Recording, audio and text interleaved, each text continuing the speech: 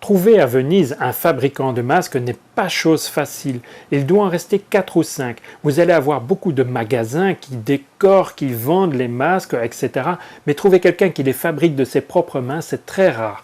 Nous avons rencontré Mario Belloni. Mario Belloni est un passionné par son travail. C'est un véritable puits de science. Il va nous enseigner tout son savoir sur l'origine du masque, l'histoire des masques, etc. Alors, voici son reportage.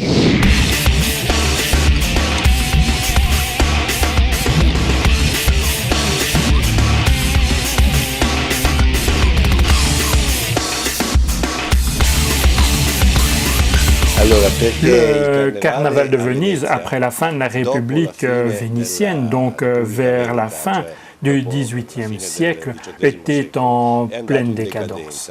Et il était pratiquement oublié. C'est l'administration communale qui l'a remis au goût du jour il y a environ une trentaine d'années. Et il renaît avec un grand style.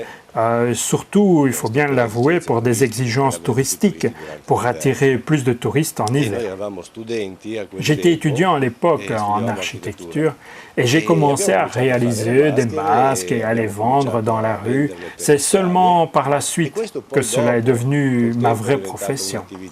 Je ne pensais absolument pas que cela deviendrait mon futur métier. Et c'est ainsi que nous avons vu renaître le carnaval vénitien. Les masques avaient complètement disparu et personne ne savait comment les réaliser.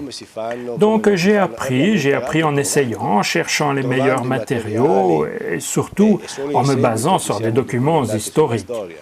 En tant qu'étudiant en architecture, c'est-à-dire des études scientifiques, je n'avais jamais étudié l'histoire des masques de Venise. C'est un domaine bien spécifique et que l'on n'étudie pas en général. Quand j'ai découvert la signification des masques dans l'histoire de la vie privée vénitienne, donc à partir du XIIIe siècle, j'ai été subjugué. Ce sont de véritables fables. C'est vraiment incroyable. Vous l'avez très bien compris, le carnaval de Venise est une mosaïque de rythmes différents. Ainsi, dans chaque quartier s'improvisent des petits groupes musicaux autour d'un masque, alentour duquel s'agglutinent quelques touristes étrangers, des passants et la population locale afin de vivre un moment exquis d'exaltation. Ils renouent ainsi avec une certaine idée du carnaval premier.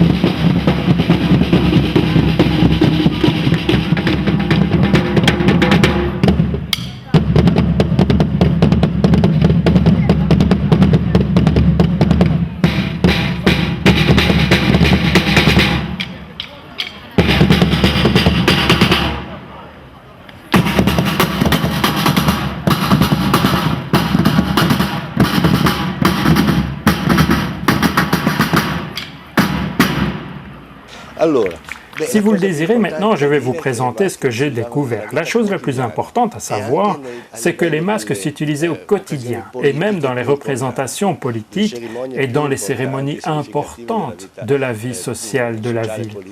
Et cela, de plus en plus au fil des siècles. La plus grande documentation iconographique que nous avons date du XVIIIe siècle, et aussi un peu du XVIIe. On a retrouvé, datant du XIIIe siècle, des documents qui réglementent le port du masque et même le déguisement le plus commun, qui est celui-ci que je vais vous présenter immédiatement, et qui est devenu l'habit officiel de la noblesse vénitienne. Et lui, il remonte au XIIIe siècle. Il apparaît pour la première fois sur une liste de mariage et se nomme la bauta. Alors, ne me demandez pas pourquoi. En réalité, personne ne le sait.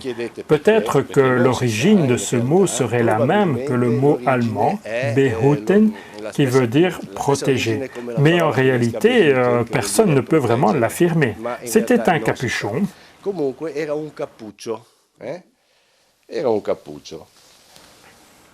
C'était un capuchon réservé uniquement aux hommes.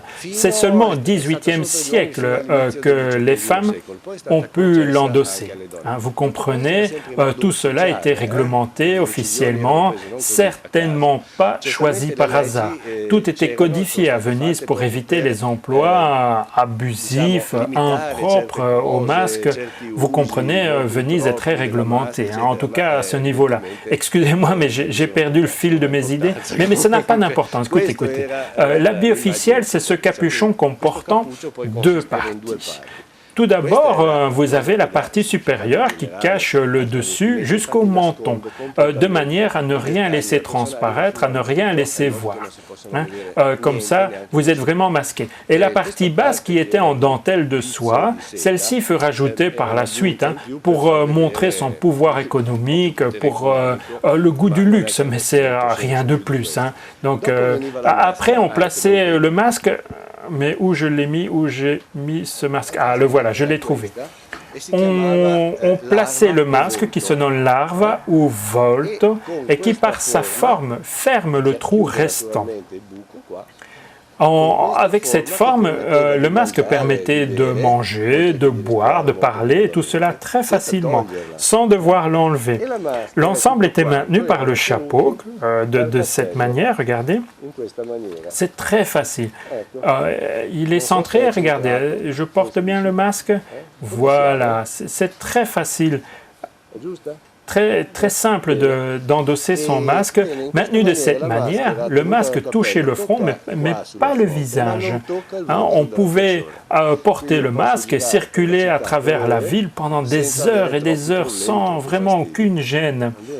C'était l'image officielle de la noblesse vénitienne, comme je vous le montre. On la retrouve souvent, par exemple, dans des estampes et dans des dessins de Canaletto, et dans d'autres peintures, et même dans les cérémonies les plus officielles, comme je vais vous le montrer immédiatement. Attention, on portait le masque du 5 octobre, et ce pour 6 mois de l'année, c'est-à-dire jusqu'au 10 juin. Le 10 juin étant la date ultime, c'est le dernier jour, c'était la dernière fête où il était permis de porter véritablement le masque. Nous parlons donc d'une période très longue sur l'année, qui détermine en fin de compte un style de vie, véritablement un mode de vivre masqué. Ce n'était pas simplement une manière de se travestir, c'était véritablement une façon de vivre. Bon, maintenant je l'enlève. À Venise, quand on pense chapeau, on pense au tricorno. Le tricorno est indissociable de l'histoire de la ville de Venise. Évidemment, chez Alberto, vous allez en trouver de magnifiques. Mais Alberto a un petit plus, c'est qu'il en connaît les origines. Le tricorne provient, je crois, du chapeau que l'on trouvait dans la marine dans les années 1600. C'est un large chapeau qui fut par la suite plié au bord pour devenir un tricorne. Certains l'appellent aussi le chapeau des pirates. Il était très à la mode dans toute l'Europe et particulièrement à Venise. Il a ainsi caractérisé le style vénitien aux alentours des années 1700. Avec l'arrivée de notre libérateur, Napoléon Bonaparte, le tricorne a disparu, comme le tabari, pour laisser la place à d'autres couvre-chefs, comme le bicorne français. Les Vénitiens n'utilisaient pas le bicorne, ils ont directement opté pour le haut de forme. Le bicorne fut éliminé pour ne pas montrer notre lien, pour ne pas être en otage de notre passé, lorsque nous étions la Sérénissime, la République de Venise.